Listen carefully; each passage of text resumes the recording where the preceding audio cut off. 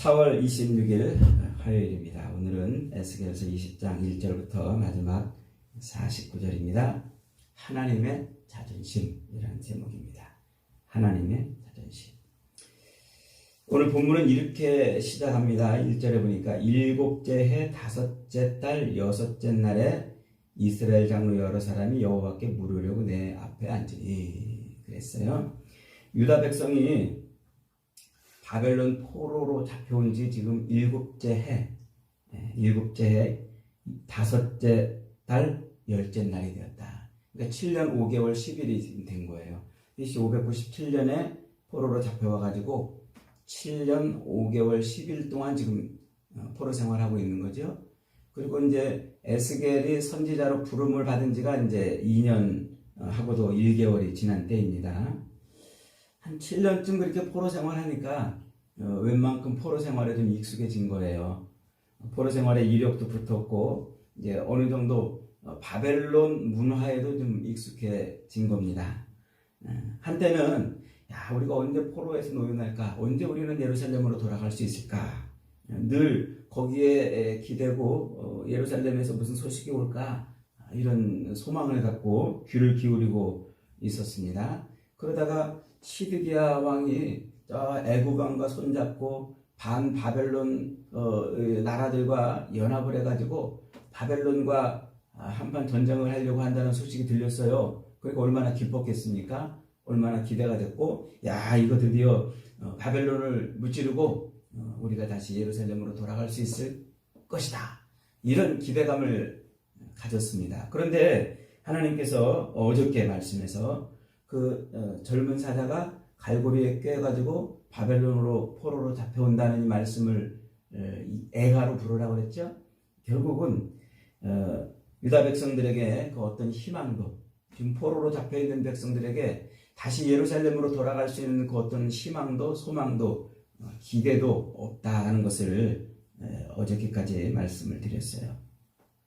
그랬더니 이제 이번에는 이 장로들이 에스겔을 찾아왔어요. 현 상황, 지금 이 바벨론에서 7년 동안 이렇게 포로 생활하고 있는데 이 상황에 대해서 이제 묻고 싶어가지고 에스겔에게 왔습니다. 그런데 하나님의 뜻밖의 그 장로들이 와가지고 하나님의 뜻을 물으려고 하는 그들의 요구를 거절하세요. 그리고 내가 대답하지 않겠다. 너희들이 묻기를 내가 허락하지 않겠다. 이렇게 말씀을 하십니다. 하나님의 뜻이 뭐라는 거예요? 하나님은 그들이 하나님의 뜻을 몰라서 지금 그러고 있는 게 아니라는 거죠. 그들이 하나님 앞에 엎드려 자기들의 그 죄, 예루살렘에서 행했던, 조상들이 행했던 그 죄들, 그래서 포로로 잡혀와 있는 그 죄를 회개하는 거예요. 그러니까 지금 포로로 잡혀와 있는 백성들이 자기들은 아무 잘못이 없는데 재수가 없어서 지금 여기 잡혀온 것이다. 정치인들이 정치를 잘못되고 왕이 힘이 없어서 그렇고 자기들이 믿는 하나님이 바벨론이 섬기는 그 바벨론 신보다 힘이 없어서 포로로 잡혀왔다고 생각하고 있는 거예요. 그러니까 회개할 줄을 모르는 거죠. 자기들의 죄를 회개할 줄 모르는 거죠. 그래서 하나님은 그들에게 회개하라고 지금 요구하시는 거예요. 그런데 그들이 깨닫지 못해요. 깨닫지 못하고 지금 에스겔에게 와가지고 뭐라고 지금 하나님의 뜻을 묻고자 했습니까? 32절에 보니까 그 힌트가 나와요. 32절에 보니까 너희가 스스로 이르기를 우리가 이방인 곧 여러 나라 족속같이 되어서 목석을 경배하리라 하거니와 너희 마음에 품은 것을 결코 이루지 못하리라. 이게 무슨 말일까요? 지금 바벨론의 포로로 잡혀 있는 이 백성들이 7년 정도 포로 생활하니까 이제 적응을 한 거예요. 바벨론의 문화도 이제 좀 익숙해졌고요. 그러다 보니까 여기서 이렇게 포로 생활하면서 사는 것도 그럭저럭 재밌는 거예요. 그럭저럭 살만하고. 그래서 그들은 지금 무슨 생각을 하고 있냐면 이 땅에서 그저 저 바벨론 사람들이 그러는 것처럼 자기들도 그 바벨론 신을 섬기면서 여기서 그냥 그럭저럭 먹고 사는 것, 그것이 어떤가? 그걸 하나님 앞에 지금 물으러 나왔다는 얘기예요. 여기서 그냥 그럭저럭 저 바벨론 포로로 잡혀온 여러 나라 그 민족들이, 그 이방 족속들이 다 그냥 그러고 사니까 우리도 여기서 그렇게 그냥 뿌리를 내리면서 그럭저럭 이 우상을 섬기며 사는 그것이 어떠냐? 그걸 지금 하나님 앞에 물으러 나왔다는 거예요. 참 기가 막히지 않습니까? 기괴한 백성들이에요. 기괴한 백성들. 포로된 땅에서 자기들을 포로로 잡고 있는 그 나라의 그 신을 섬기면서 그냥 거기서 사는 것이 어떠냐? 그걸 누구한테 지금 물으러 나왔다고요? 하나님한테 물으러 나왔다고요. 얼마나 기가 막히냐는 거지요. 이 유다 백성들의 하나님에 대한 인식이 지금 고스란히 드러나고 있어요. 그들이 하나님을 어떻게 대해왔고 그들이 하나님을 어떻게 생각하고 있는지 아주 분명하게 드러나고 있는 장면이죠.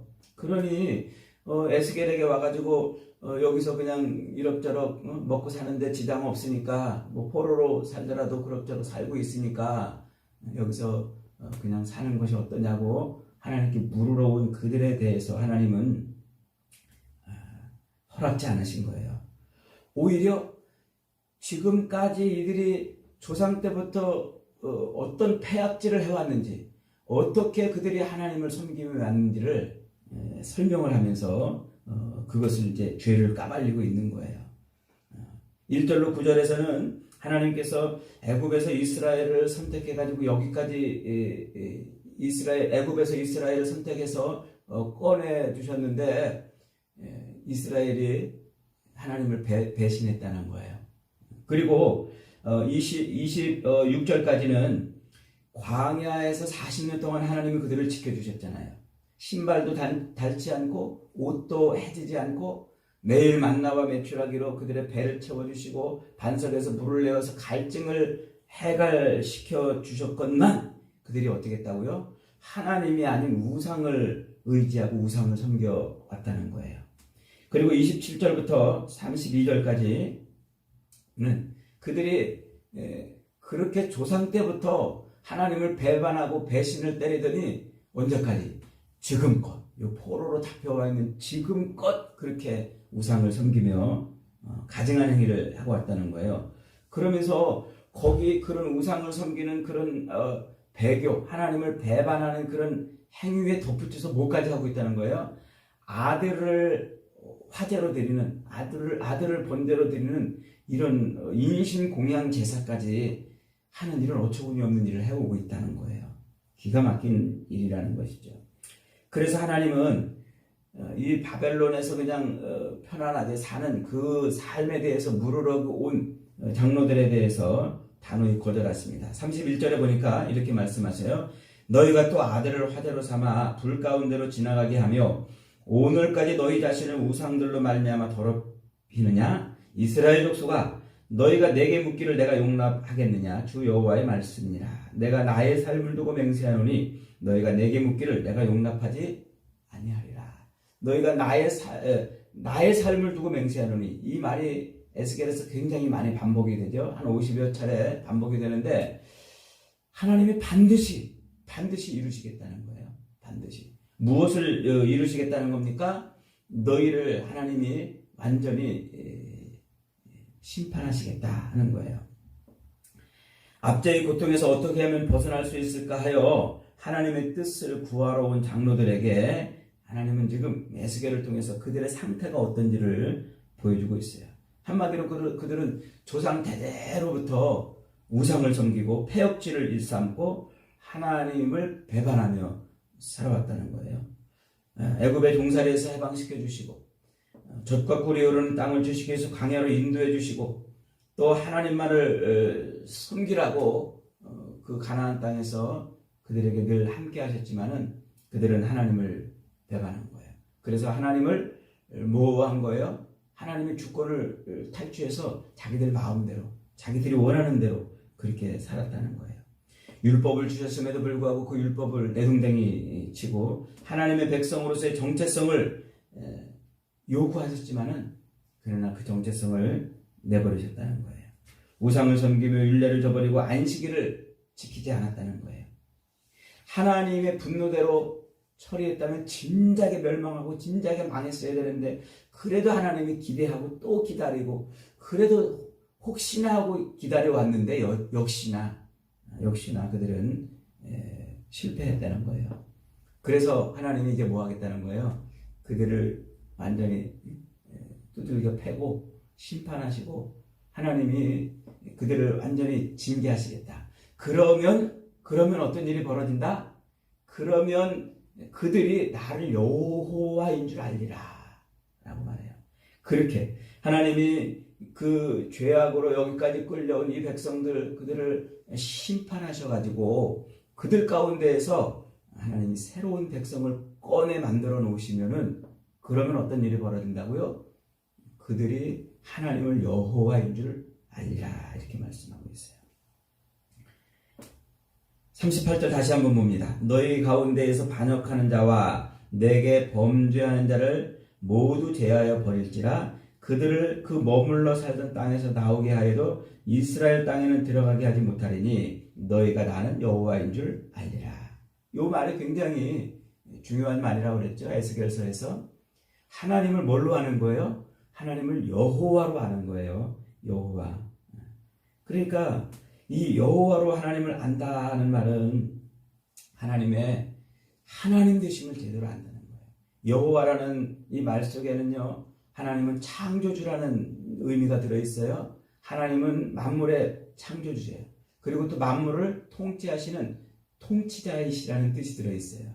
그리고 이 여호와라는 이름 속에는 하나님의 모든 인생들의 주권자라는 말이 들어있는 거예요. 그러니까 하나님을 창조주로, 세상 모든 만물의 통치자로, 그리고 모든 인생들의 주권자로 알게 되리라 라고 하는 것이죠.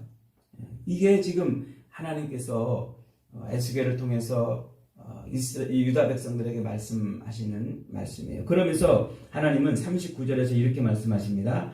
다시는 너희 예물과 너희 우상들로 내 거룩한 이름을 더럽히지 말지니라.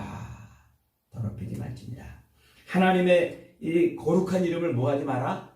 더럽히지 말라는 거예요. 거룩하신 이름. 여러분, 이 거룩이 뭡니까? 거룩이라는 말을 우리 성도들이 가장 잘 이렇게 아주 구체적으로 이해하지 못하는 말 중에 하나가 바로 거룩이에요. 거룩. 제가 학교 다닐 때 같은 이제 반 학생 중에 그런 학생이 있어서 항상 옷도 하얀색 양복을 입고 신발도 하얀색 구두를 신고 그리고 성경책을 옆에다 딱 끼고 이렇게 아주 그냥 조심스러운 걸음으로 걷던 친구가 있었어요. 제가 한 번은 책상에 성경책을 놓고 그 위에 이렇게 머리를 숙이고 엎드려서 잠을 잔 적이 있어요. 그랬더니 그 전도사님이 와가지고 나를 깨우더니 전도사님, 거룩하지 못하게 성경책을 배우고서 잠을 잡니까? 하고 막 저를 혼낸 적이 있어요. 얼마나 그때 제가 혼났는지. 그 전도사님은 거룩이 뭐라고 생각하시냐면 이렇게 아주 그냥 조심스럽게 행동하고 그러는 걸 거룩이라고 이렇게 이해를 하고 있었던 거죠. 여러분, 거룩은 목에 힘주고 거드름 피우는 게 거룩이 아니에요.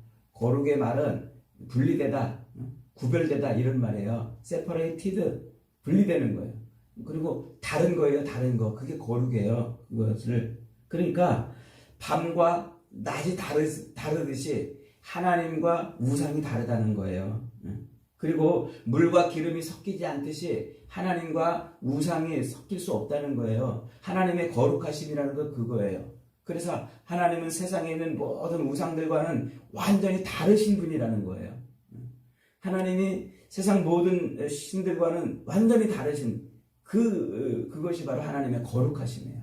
그래서 하나님이 우리 성도들에게 요구하시는 것이 내가 거룩하니 너희도 거룩하라 그러잖아요. 내가 세상과 다르니 너희도 세상과 다른 삶을 살으라는 거예요. 세상 사람들 늘 무엇을 먹을까, 무엇을 마실까, 무엇을 입을까 때문에 염려하고 그것 때문에 전전긍긍하고 허덕이고 그것에 그냥 눈을 부라리고 매일 그걸 위해 사는데 너희는 그러지 말라는 거예요. 먼저 그 나라와 그 의를 구하며 살아라. 다르게 살아라는 거예요. 그렇게 똑같이 살지 말고 다르게. 그것이 바로 하나님이 요구하시는 거룩이란 말이죠. 그러니까 하나님은 여호와, 창조주 하나님이시라는 거예요. 세상의 통치자 하나님이시라는 거예요. 모든 인생의 주권자 하나님이시라는 거예요. 만 백성들의 주인이시라는 말이죠. 그런데 유다 백성들은 지금 하나님을 어떻게 섬겨왔다는 거예요? 세상의 여러 민족들이 섬기는 우상들하고 똑같이 하나님을 그렇게 이해해왔다는 거예요. 그래서 애굽의 신이나 가나안 땅의 바알이나 아스타돌이나 맘몬신, 그 이방인들이 섬기는 그런 신들과 별반 다르지 않게 하나님을 그런 하나님으로 만들어버렸다는 거예요. 여기에 하나님이 화가 나신 거예요. 하나님의 자존심이 완전히 뭉개져 버린 거죠. 하나님의 자존심에 상처가 입었어요. 그래서 오늘 설교 제목을 제가 하나님의 자존심이라 이렇게 했어요. 하나님이 만물의 창조주잖아요. 그리고 모든 만물의 통치자이시잖아요. 모든 인생들의 주관자이시잖아요. 그런데 그 하나님을 뭘로 만들었어요? 목석의 우상들, 그저 산과 들에 있는 그런 피조물들로 만들어 놓은 그런 우상하고 똑같이 만들어 버렸어요. 하나님 얼마나 기분 나쁘십니까? 얼마나 자존심이 상하셨을까요? 그래서 그 우상을 섬기면서 하나님을 이방의 여러 신들 중에 하나로 만들어버린 그 백성들, 그들을 하나님이 제해버리시겠다는 거예요. 그리고 하나님이 다시 백성들을 모으시겠다는 거죠. 새로 모은 그들을 통해서 자신이 여호와임을 증명하시겠다는 거예요.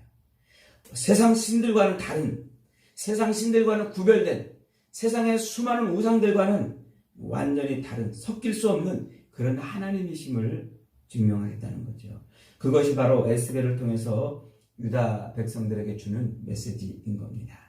그걸 위해서 오직 하나님이 참신이요 하나님만의 존귀와 영광과 예배를 받으셔야 했던 그 예루살렘을 하나님이 허물어 버리시는 거예요. 그 예루살렘을 하나님이 하나님 되심을 드러내야 됐던 그 예루살렘이 거기에 우상을 갖다 놓고 우상을 숭배하고 그런 성전으로 세상의 많은 이방 신들의 신전하고 똑같이 만들어버린 그 예루살렘을 하나님 무너뜨려 버리시겠다는 거예요. 완전히 무너뜨리고 예루살렘을 완전히 불태우고 그 백성들을 하나님이 심판하시겠다. 꺼지지 않는 맹렬한 불꽃으로 태워버리겠다가 46절, 47절에서 그렇게 말씀하고 있는 겁니다. 여러분, 하나님이 얼마나 자존심이 세십니까? 그 하나님의 자존심을 오늘 저와 여러분은 어떻게 하고 있습니까? 그 자존심을 뭉개버리고 있지 않습니까? 우리 자녀들 자존심 뭉개도 우리 자식들이 자기 자존심 조금만 상해도 튕겨나가고 그러지 않습니까? 그런데 하나님을 우리는 그렇게 뭉개고도 아무렇지도 않게 지금 살고 있는 겁니다. 태양과 물과 돌, 나무, 사람의 머리에서 나온 그런 우상들과 하나님을 지금 똑같이 만들어버리는 그 어리석음에 빠져 있는 거예요.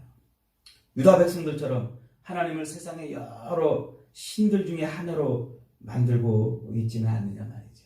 그저 우리의 의식주 문제를 해결해 줄 그런 신으로 우리가 그렇게 섬기고 있지 않느냐 하는 거죠. 여러분, 하나님은 온 세상의 왕이십니다. 세상 모든 만물의 창조주이시고 모든 만물의 통치자이시고 지금도 모든 피조물로부터 영광을 받으시기를 원하시는 분이신 줄 믿으시기 바랍니다. 세상 모든 신들과는 비교할 수 없는 그런 위대하신 분이 우리 하나님이세요. 세상의 우상들과 구별되고 그래서 거룩하신 분이 바로 우리 하나님이세요. 우리 인생의 통치자, 우리 인생의 진정한 왕, 우리 인생의 진짜 주인의 자리에 돌아오고 싶어 하십니다. 오늘 저와 여러분이 미련하고 아둔한 유다 백성들처럼 하나님의 그 거룩하심을 뭉개고 이방 우상들과 하나님을 별반 다르지 않게 만들어버린 그 죄에서 돌이켜 하나님의 자존심을 세워드리고 하나님께 영광 돌리며 예배하는 복된 인생들이 다 되시기를 주님의 이름으로 축복합니다. 아멘.